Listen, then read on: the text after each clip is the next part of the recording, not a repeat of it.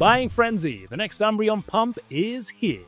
Let's look at the numbers. Welcome back to Rob Does Pokemon, everyone. I hope you are doing well. It's a quick video for you guys today. My kids are sick. It is way past my bedtime, but I really want to talk to you about this Unbreon EX card that came out yesterday because I think it is one to watch. You can see some of the last sold listings up here on eBay, 95, 90 bucks, somewhere in the region of $100 over the last day or so. Now, some of you might be sitting there, some of the more eagle-eyed viewers, and you might be thinking, hold on, Rob, that's the Umbreon EX 060 from Prismatic Evolutions.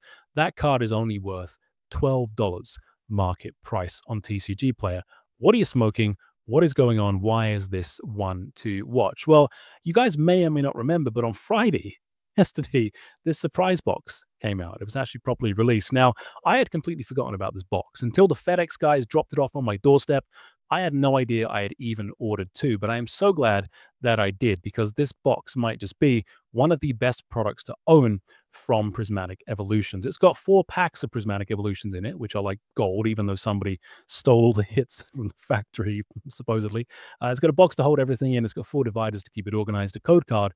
But most importantly, it has 1 of 9 randomly selected foil promo cards with a special logo featuring every single one of the evolutions. And I've got Pokebeach up here so I can show you guys what they look like with that cute little stamp, which will appear on one side or the other, depending on how the artwork filters out. Now, some of you might be a little bit critical here and a little bit kind of, oh, I don't know if a stamp really makes all that much of a difference. Like, it's not that important. I'm going to tell you it really does, okay? And case in point, here's the Pokemon Center stamp promo difference. Here's the regular card that you get in the regular ETB from 151. It's the Snorlax card blocking the route, and this one is a $6 card. The Snorlax from the Pokemon Center exclusive ETB is a $170 card market price. There is a big difference, and the only difference in terms of the actual card is that one has a Pokemon Center stamp on it and the other one doesn't. And if you're just saying, hey, Rob, you're cherry picking, it's 151, everything in 151 is crazy. Well, look, the Noctowl card, the regular Noctowl card from Stellar Crown is a $3 card. The Pokemon Center version is a $30, $40 card. So you can clearly see there is a premium on stamped items that are more scarce, more valuable because there is less supply. And we can see the Eevee, we can see the Espeon here, the Sylveon. Those guys all have a premium on them as well over the regular EX cards, which are $5, $10 at best in Prismatic Evolutions. And this product here, like, I mean, this is a product that I think is going to do very, very well. I mean, it's post-release.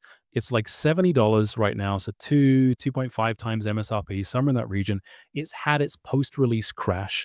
I think it is going to do very, very well, and I think that's because of these stamped promo cards. These stamped promos, as silly as it may sound, they might just be the rarest evolution cards that you can find in Scarlet and Violet era. And I know I've got this Umbreon VMAX card up here from Sword and Shield. This is actually from the Prize Pack series, and these Prismatic cards will only be second to the Prize Pack series cards. In case you guys don't know, Prize Pack series are cards that are given out when you compete and win tournaments at registered events, all of that fun stuff.